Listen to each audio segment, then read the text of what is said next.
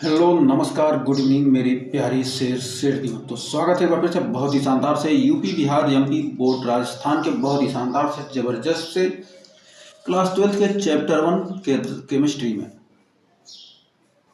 तो आज हम पढ़ रहे हैं बिलियन चैप्टर का लेक्चर नंबर 3 बिलियन की सांद्रता और राउल्ट के नियम का आज पोस्टमार्टम करने वाले एकदम शानदार तरीके से। जल्दी से सारे शेर में जुड़ जाइए। तो आइए शुरुआत करते हैं। सबसे पहले हमने होमवर्क में दिया था तो होमवर्क सबसे पहले करते हैं। कर 10% यूरिया के जलीय विलयन में विलेय पदार्थ की मात्रा क्या होगी।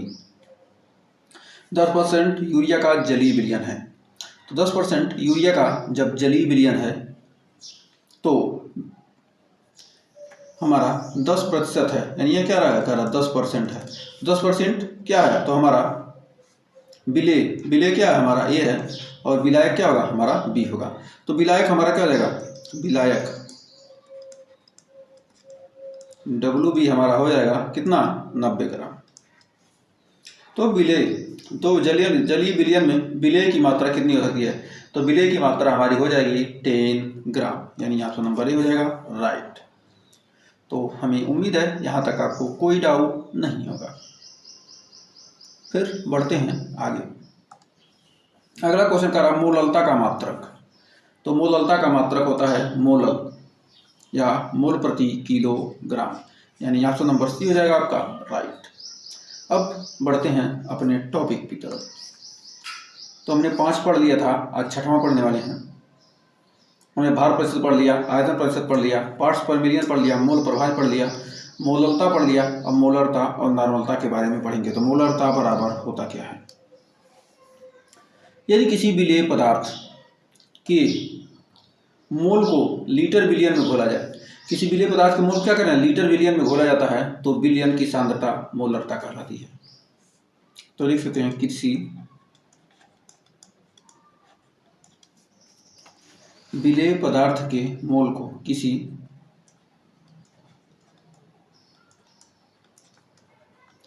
विलेय पदार्थ के मोल को किसी विलेय पदार्थ के मोल को लीटर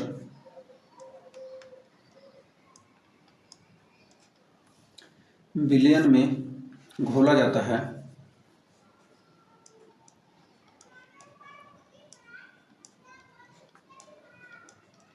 विलियन में घोला जाता है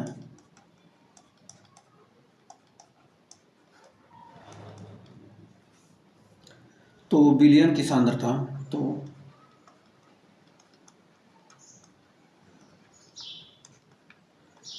विलियन की सांद्रता मोलरता कहलाती है।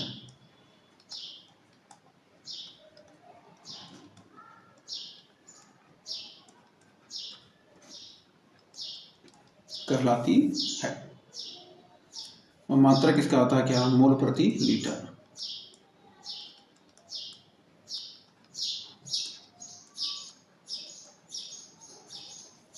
मोल प्रति लीटर या कैपिटल एम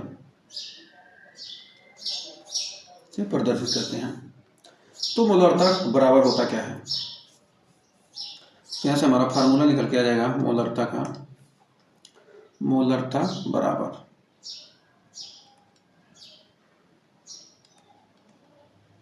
यानी कैपिटल एम बराबर विलेय के मोल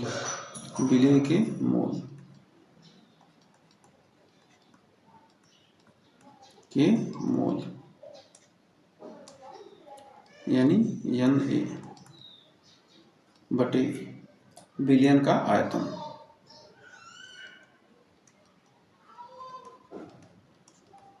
विलियन का आयतन V किसमें लीटर में। तो मोलरता बराबर यहाँ से फार्मूला निकल कर आ जाएगा मोलरता बराबर WA गुणे 1000 बटे MA गुणे V किसमें मिली मिलेंगे तो ऊपर 1000 से गुणा हो जाएगा। तो अब यहाँ तक कोई डाउट नहीं होगा फार्मूले में। तो अब आइए लगाते हैं क्वेश्चन। तो एक सबसे पहले एक छोटा क्वेश्चन लिखते हैं कि 9.8 ग्राम 8 ग्राम H2SO4 को 500 ml बिलियन में घोला गया, मिली बिलियन में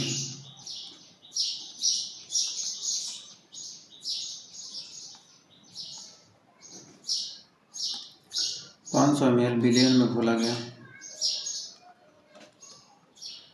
बिलियन में घोला गया।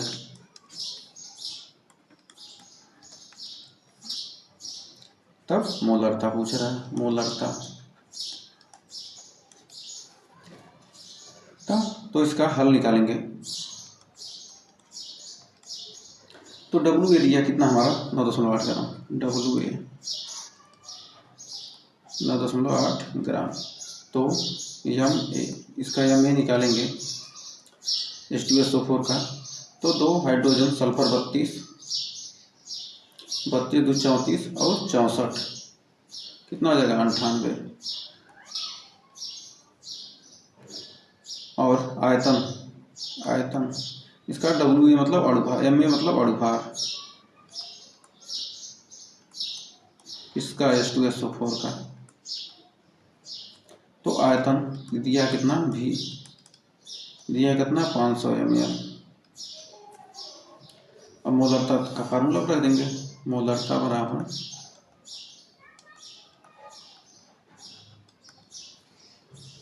WA गुणे 1000 बटे MA गुणे भी ml में। 9.8 गुणे 1000 बटे आयतन दिया है, अणुभार दिया 98 गुणे 500। 9.8 से 9.8 कट गया, अरे हो गया 10 बार में कट गया। अरे 2 जीरो से 1, 2 जीरो कट गया और 1 जीरो से 1 कट गया, बच गया 1/5 यानी 0.2 m या मोल प्रति लीटर। ये हमारा क्या हो गया, आंसर आ गया। तो उम्मीद है यहाँ तक कोई डाउट नहीं होगा और अच्छे से क्लियर हो गया होगा। तो एक और क्वेश्चन देखते हैं, आपके एग्जाम में पूछा गया क्वेश्चन है। कर 34.2 ग्राम चीनी को 250 मिली बिलियन में घोला गया, तो बिलियन की मोलरता ज्ञात कीजिए। अब इसका उत्तर ही देखते हैं, एकदम सिंपल सा क्वेश्चन है ये भी। तो भार दिया है WA कितना 34.2 और अणुभार MA निकालेंगे कितना, ग्लूकोज का होता है अणुभार चीनी का 342।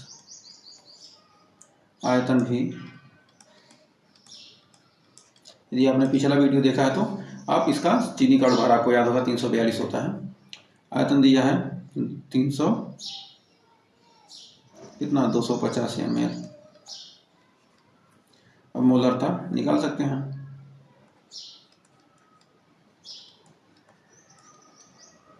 फार्मूला WA गुणे 1000 बटे MA गुणे भी। WA कितना है 342 यानी 34.2 गुणे 1000 बटे 342 गुणे 250। ये कट गया 10 बार में, 1 0 2 0 1 0 2 0 यानी आ गया 0.4 मोल प्रति लीटर या कैपिटल एम। यही हमारा आंसर आ गया। तो एकदम सिंपल से क्वेश्चन ऐसे ही आपके एग्जाम में पूछे जाते हैं। तो आप आसानी से निकाल सकते हैं। तो बढ़ते हैं आगे। कह रहा है यदि 1/10 KMnO4 जलीय विलयन का 500 ml बनाने में कितने ग्राम KMnO4 का प्रयोग होता है। तो इसमें पूछ रहा है क्या, W का मान पूछ रहा है। तो यहाँ पर दिया है अणुभार, भार दिया है, भार पूछ रहा है, यानी कितने ग्राम KMnO4 लगेगा। तो W का मान पूछ रहा है, करा 1/10 यानी इसका अणुभार दे दिया, यम में दे दिया है, यम में का मान दे दिया कितना 158, और मोलरता 1/10 दे दिया, मोलरता का मान 1/10 दे दिया, और आयतन V का मान दे दिया 500। अब मोलरता बराबर होता है, हमारा फार्मूले में रखेंगे, मोलरता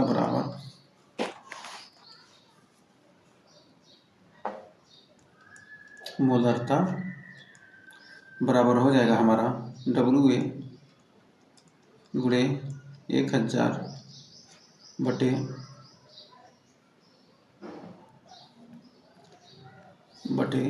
MA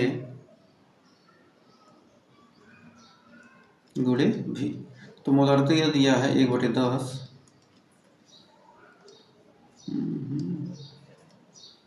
मोलरता दिया कितना 1/10, WA का मान पूछ रहा है गुणे 1000 बटे MA का मान कितना दिया है 158 गुणे आयतन का मान दिया है कितना 500। तो यहाँ पर WA का मान यहाँ से निकल के आ जाएगा 500 दूनी 1000, और ये हो जाएगा 49 दूनी 58, 50, 40, 2 से भाग देंगे कितना आ जाएगा 2 7 14, 2 चौके 2 9 18, 79 बार में कट गया। अब ये आ जाएगा 7.9। WA बराबर हमारा हो जाएगा 79/10 यानी 7.9 ग्राम। ये हमारा क्या जाएगा, आंसर निकल कर आ जाएगा। तो हमें उम्मीद है यहाँ तक आपको कोई डाउट नहीं होगा और अच्छे से क्लियर हो गया होगा। तो बढ़ते हैं इसी के साथ आगे। यदि विलयन का भार प्रतिशत में दिया है और घनत्व दे दिया, भार प्रतिशत में दे दिया और घनत्व यानी D दे दिया, तब हम कैसे मोलरता निकालेंगे। तो इसके लिए भी फॉर्मूला होता है मोलरता बराबर परसेंटेज दिया है, विलयन का भार प्रतिशत में दिया है, गुणे घनत्व गुणे 100 बटे अणु भार।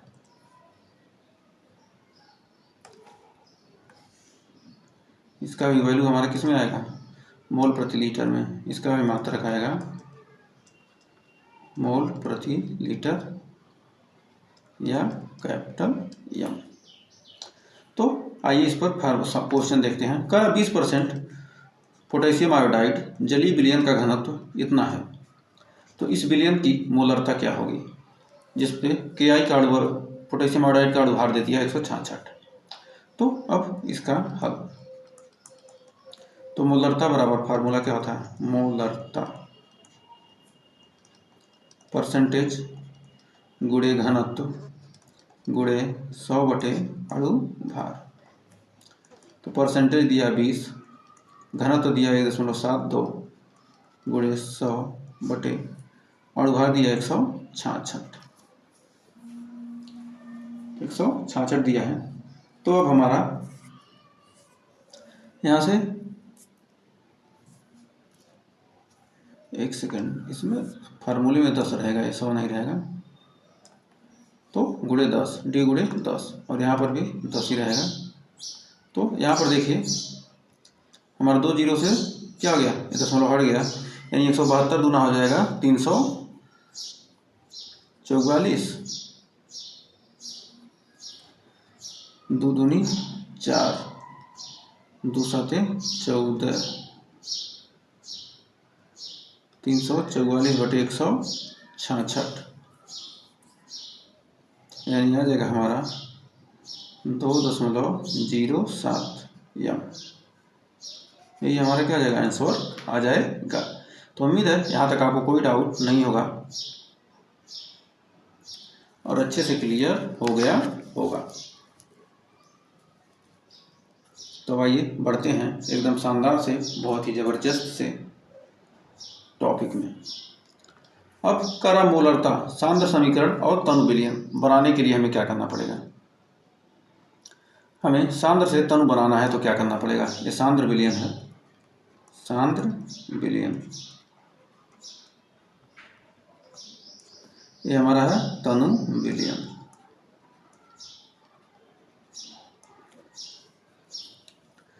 तो हमारा यम1 बराबर दिया है कितना, 1 यम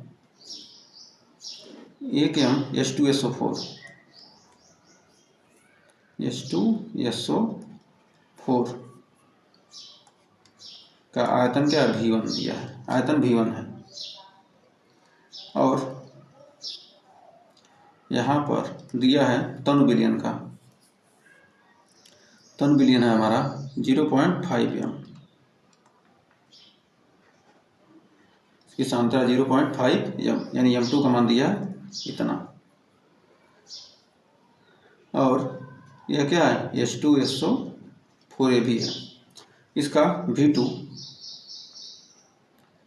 बराबर दिया कितना, यहाँ V2 बराबर दिया कितना, V2 दिया है 500 ml। तो इसे हम सांद्र बनाना चाहते हैं तो कितनी V1 की आवश्यकता होगी।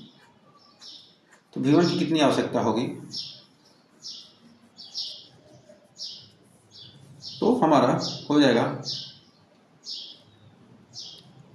फार्मूला होता है M1 V1 बराबर M2 V2।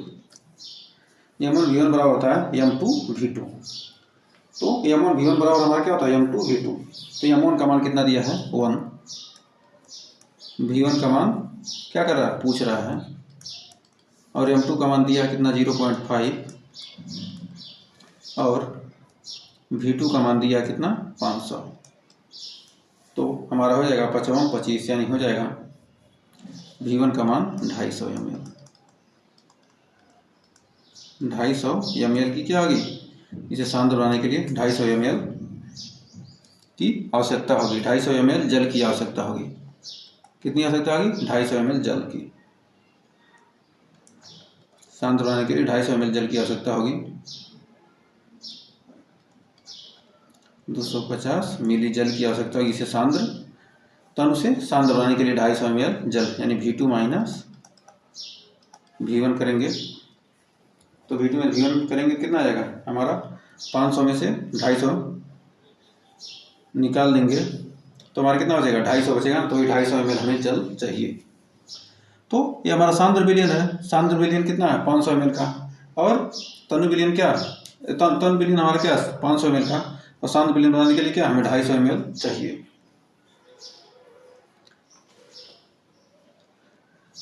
तो हमें 250 ml जल की आवश्यकता होगी। तो उम्मीद है यहाँ तक कोई डाउट नहीं होगा। अब क्वेश्चन से समझेंगे तब आपको अच्छे समझ में आएगा। समझ में नहीं आया कोई बात नहीं, अब समझिए क्वेश्चन से।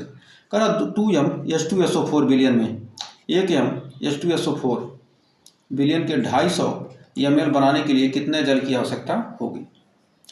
अब कितने जल की आवश्यकता होगी, अब एकदम सही सवाल आया। तो हमारा 2 बीकर है, हमने 2 बीकर ले लिया। तो ये हमारा M1 है, M1 का मान दिया कितना 2m। और V1 पूछ रहा है।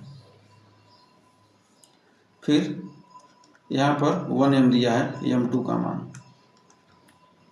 और V2 का मान दिया है 250। तो V1 का मान हमारा पूछ रहा है। तो हम जानते हैं m1 v1 बराबर m2 v2। तो m1 का मान 2 गुणे v1 का मान पूछ रहा है बराबर 1 गुणे 250। v1 बराबर हो जाएगा 125, 2 से भाग देंगे तो 125 बार में जाएगा, तो हमारा आ जाएगा v1 का मान 125। अब जल चाहिए, जल पूछ रहा है कितनी जल की आवश्यकता है, जल की मात्रा 250 में से 125 घटा देंगे, v2 में इसका करेंगे v1 को घटा देंगे, तब हमें जल की मात्रा निकल जाएगी।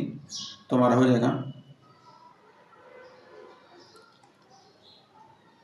125 ml, यही हमारा क्या हो जाएगा, आंसर आ जाएगा। तो हमें उम्मीद है आपको यहाँ तक कोई डाउट नहीं होगा और अच्छे से क्लियर हो गया होगा। अब बढ़ते हैं एकदम शानदार से क्वेश्चन की तरफ। कह रहा नॉर्मलता पूछ रहा है, यन का मान पूछ रहा है। नॉर्मलता होता क्या है, नॉर्मलता को यन से प्रकट करते हैं, मोलरता को कैपिटल एम से। तो कह रहा किसी विलेय पदार्थ का तुल्यांक मोल, किसी विलेय पदार्थ का तुल्यांक मोल 1 लीटर विलयन में पाए जाने पर विलयन की सांद्रता को नॉर्मलता कहते हैं। विलेय पदार्थ का किसी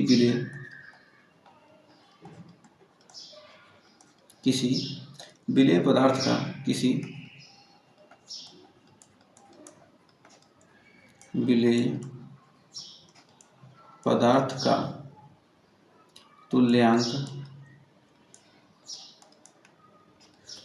का तुल्यांक मोल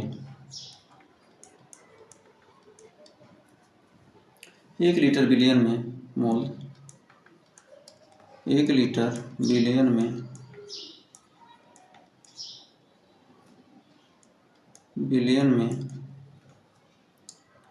पाए जाने पर विलयन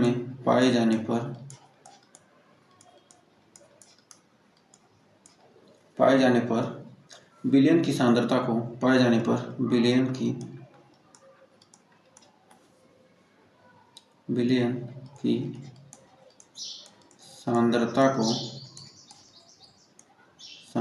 को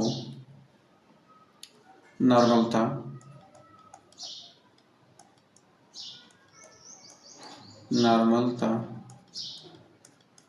यन कहते हैं।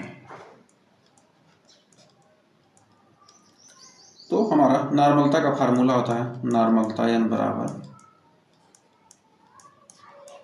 नॉर्मलता कैपिटल एन बराबर होता है विलेय का भार गुणे 1000 बटे तुल्यांकी भार E गुणे आयतन भी मिली में। कर किसी विलेय पदार्थ का तुल्यांक मोल विलयन में पाए जाने पर विलयन की सांद्रता को नॉर्मलता कहते हैं। विलयन की सांद्रता निकालेंगे तो नॉर्मलता निकल जाएगी। इसका मात्रक होता है यन, हमारा क्या है मात्रक है, और ये हमारा क्या है तुल्यांकी भार है, ये हमारा तुल्यांकी भार है, तुल्यांकी भार है। तो उम्मीद है यहाँ तक आपको कोई डाउट नहीं होगा और अच्छे से क्लियर हो गया होगा। अब जानते हैं राउल्ट का नियम, क्योंकि आपके सिलेबस में नहीं, बस थोड़ा सा पढ़ना था तो हमने पढ़ा दिया। अब जानते हैं राउल्ट का नियम होता क्या है। तो राउल्ट का नियम, वाष्पशील पदार्थों के आंशिक वाष्प दाबों का योग उसके कुल वाष्प दाब के समान होता है। राउल्ट कहता है कि कोई वाष्पशील पदार्थ है, राउल्ट ने 2 नियम दिया था। एक उसने कहा पहले नियम में कि वाष्पशील पदार्थों के आंशिक वाष्प दाबों का योग उसके कुल वाष्प दाब के समान होता है। फिर उसने कहा किसी वाष्पशील पदार्थ का आंशिक वाष्प दाब उसके मूल प्रभार के सीधे समानुपाती होता है। तो सबसे पहले पहला नियम जानते हैं। तो पहले नियम में उसने कहा कि वाष्पशील पदार्थों के लिए, जो राउल्ट का नियम था सिर्फ क्या था, वाष्पशील पदार्थ के लिए ही था, मतलब जो भाप बनकर उड़ सके उसी पदार्थों के बारे में उसने बात की थी राउल्ट ने। तो कहा उन्होंने पहले नियम के वाष्पशील पदार्थों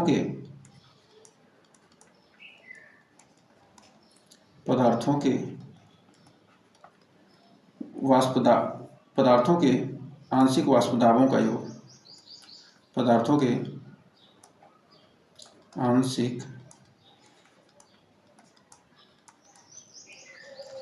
वाष्प दाबों का योग PA + PB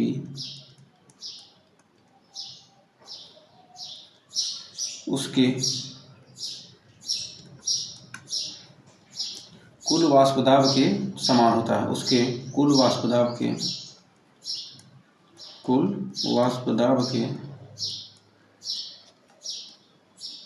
समान होता है,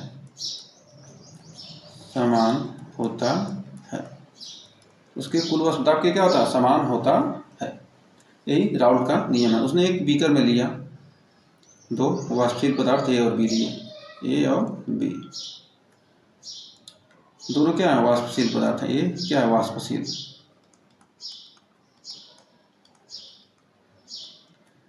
पदार्थ, B भी क्या है, हमारा वाष्पशील पदार्थ है, B भी क्या है, हमारा वाष्पशील पदार्थ है।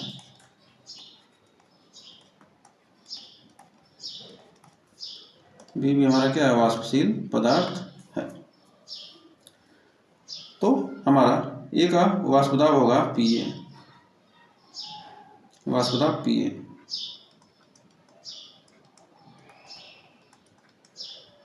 A द्वारा लगाया गया वाष्प दाब PA होगा और B द्वारा लगाया गया वाष्प दाब क्या होगा, PB होगा।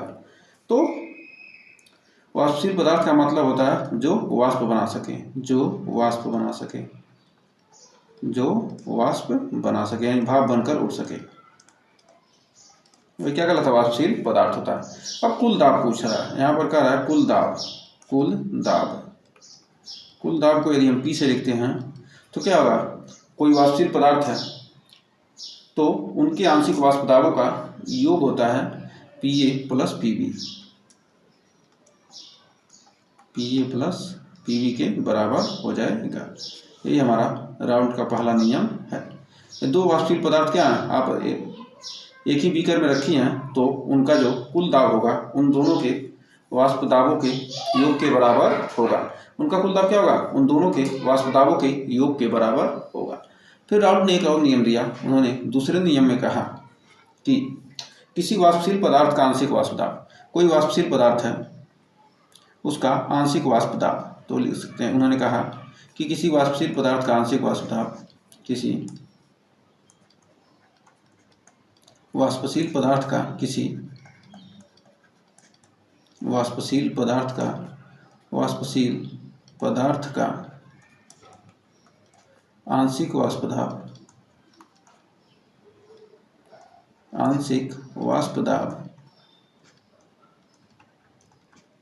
आंशिक वाष्प दाब उसके मूल प्रभाज का सीधा समानुपाती होता है। आंशिक वाष्प दाब उसके मूल प्रभाज का सीधा समानुपाती होता है, सीधा समानुपाती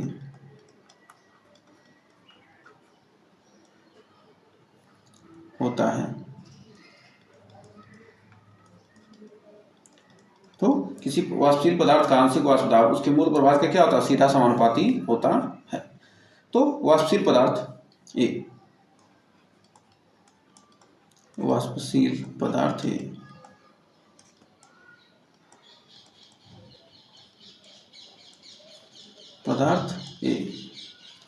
करा किसी वाष्पशील पदार्थ का जो आंशिक वाष्प दाब होता है उसके मूल प्रभाज के क्या होता है, समानुपाती होता है। तो PA प्रोपोर्शनल टू हो जाएगा कितना, XA।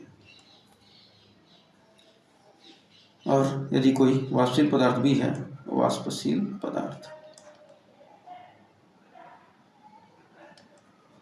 पदार्थ भी है, तब उसका मूल प्रभाज के उसका जो वाष्प दाब होगा, आंशिक वाष्प दाब, पदार्थ का आंशिक वाष्प दाब उसके मूल प्रभाज के सीधे समानुपाती उसका हमारा क्या होगा, उसका आंशिक वाष्प दाब PB हो जाएगा। XB के समानुपाती। यदि हम PA बराबर करते हैं तो हमारा हो जाएगा PA नॉट इंटू XA, और यहाँ से PB बराबर आ जाएगा PB नॉट XB। तो ये क्या शुद्ध अवस्था में जो हमारा आंशिक वाष्प दाब क्या है, PA नॉट हमारा क्या शुद्ध अवस्था में आंशिक वाष्प दाब है PA नॉट, और हमारा PB नॉट ये क्या है शुद्ध अवस्था में आंशिक वाष्प दाब है। शुद्ध अवस्था में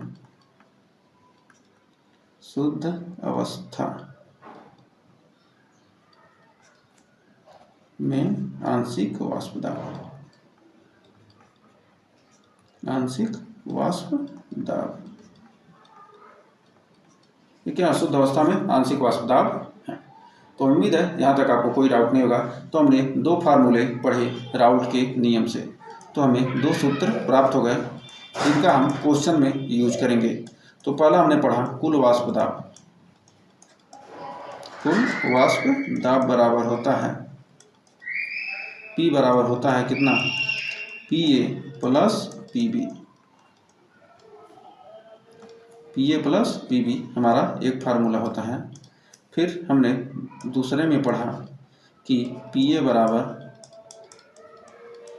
PA not plus into XA, PA not XA, और PB बराबर हमने पढ़ा PB नॉट XB, जहाँ PA नॉट व PB नॉट शुद्ध अवस्था में आंशिक वाष्प दाब है। क्या है शुद्ध अवस्था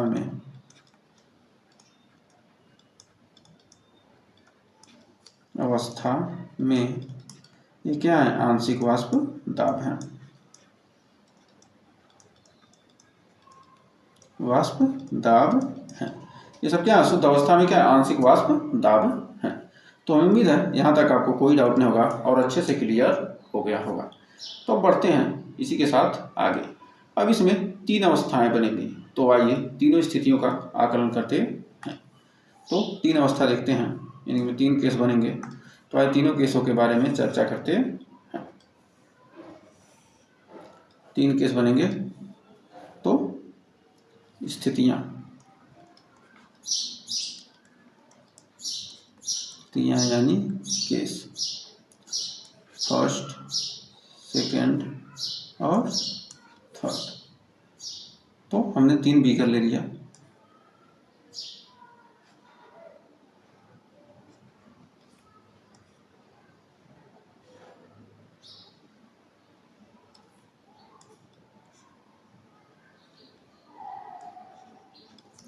जिसमें A और B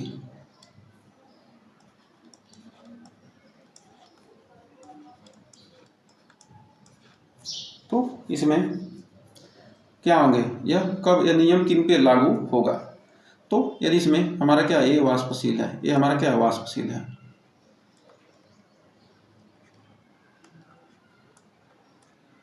A वाष्पशील है, तो हमारा इसका दाब क्या होगा PA। और यहाँ पर B क्या है, B भी वाष्पशील है,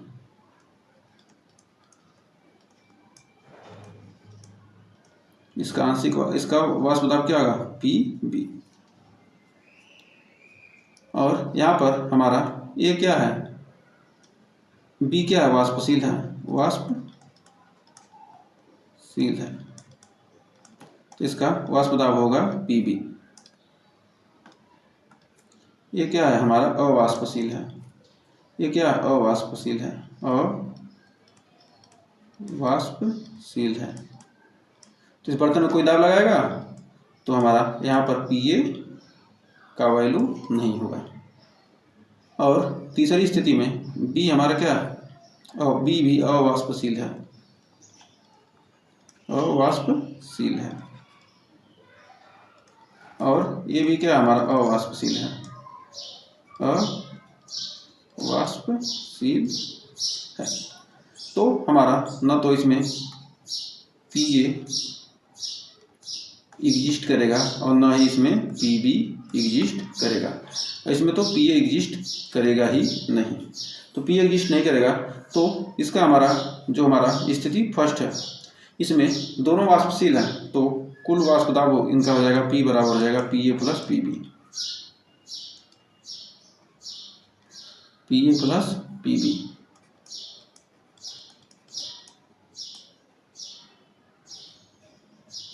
और इसका कुल वाष्प दाब हो जाएगा हमारा P बराबर Pb।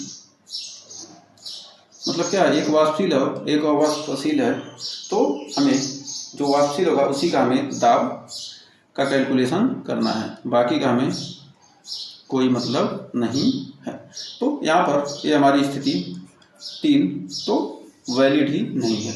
हमारा दो ही स्थिति में हम क्या करते हैं, पदार्थों के वाष्प दाब हम निकाल सकते हैं। तब हमारा फार्मूला निकल कर आ जाएगा केस फर्स्ट में हमारा जब दोनों पदार्थ ए व बी वाष्पशील हों, जब दोनों पदार्थ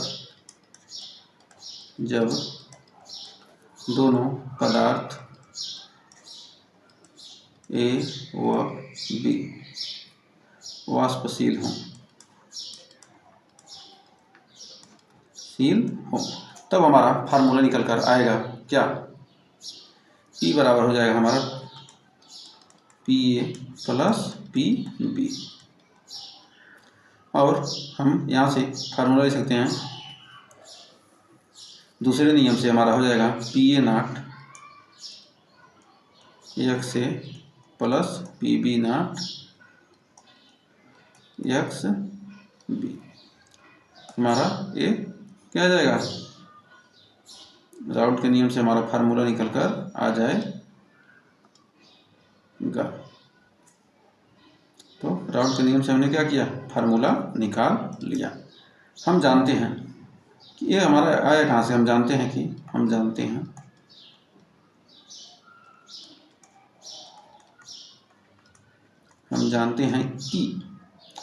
Pa बराबर Pa नॉट x A और Pb बराबर Pb नॉट x B। वहाँ से हमने ये लिख दिया। अब केस सेकंड, हमारे दो ही केस बनेंगे यहाँ पर, जब ए वाष्पशील हो, जब ए अवाष्पशील हो,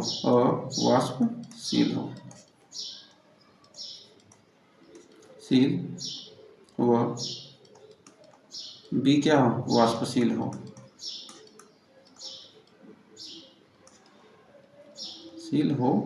तो जब ए अवाष्पशील हो बी, तो हमारा P बराबर क्या आ जाएगा, P बराबर हमारा आ जाएगा Pb।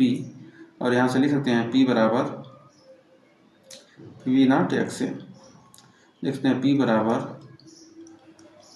Pb not x B, या यहाँ से हम x A के रूप में लिखना चाहते हैं तो P बराबर Pb not into 1 minus x A। तो हमारा ए और बी के दोनों के फॉर्म में हम लिख सकते हैं। तो हमें उम्मीद है यहाँ तक आपको कोई डाउट नहीं होगा और अच्छे से ये फार्मूले आपको पता चल गए होंगे। यदि आपको फार्मूले याद रहेंगे तो आप क्वेश्चन आसानी से लगा सकते हैं। तो हमें उम्मीद है यहाँ तक कोई डाउट नहीं होगा और अच्छे से क्लियर हो गया होगा। अब बढ़ते हैं आगे। तो आज के लिए बस इतना ही रहने देते हैं और आपके लिए होमवर्क है 40 ग्राम NaOH को 500 ml बिलियन में घोला गया, तो बिलियन की मोलरता है। तो इसका आंसर आपको हमें, आपके लिए HW है, इसका हमें कमेंट बॉक्स में इसका आंसर चाहिए और इसका आंसर हमें टेलीग्राम ग्रुप पर दीजिएगा। टेलीग्राम ग्रुप पर हमारा व्हाट्सअप नंबर, इस पर व्हाट्सअप करके टेलीग्राम ग्रुप से जुड़िए 9839254616। इस नंबर पर व्हाट्सअप करके हमारे टेलीग्राम ग्रुप से आप जुड़ जाइए। हाय लिखिए, हमें 12th के टेलीग्राम ग्रुप में जुड़ना है, आपको जोड़ दिया जाएगा। तो हमें उम्मीद है यहाँ तक कोई डाउट नहीं होगा। और एक और है, चीनी पदार्थ है, वाष्पशील है अवाष्पशील है, दोनों है या कोई नहीं है। तो चीनी हमारा वाष्पशील है कि अवाष्पशील है, इसका हमें भी आंसर चाहिए किसमें, टेलीग्राम पर या कमेंट बॉक्स में आपके लिए होमवर्क है। तो इन दोनों क्वेश्चन का हमें आंसर जवाब जरूर दीजिएगा, और सेशन पसंद आया तो सेशन को लाइक कीजिएगा, शेयर कीजिएगा, और चैनल पर पहली बार किए हैं चैनल को सब्सक्राइब जरूर कीजिएगा। तो मिलेंगे नेक्स्ट वीडियो में ऐसे ही शानदार क्वेश्चन के साथ, तब तक के लिए टेक केयर, बाय बाय।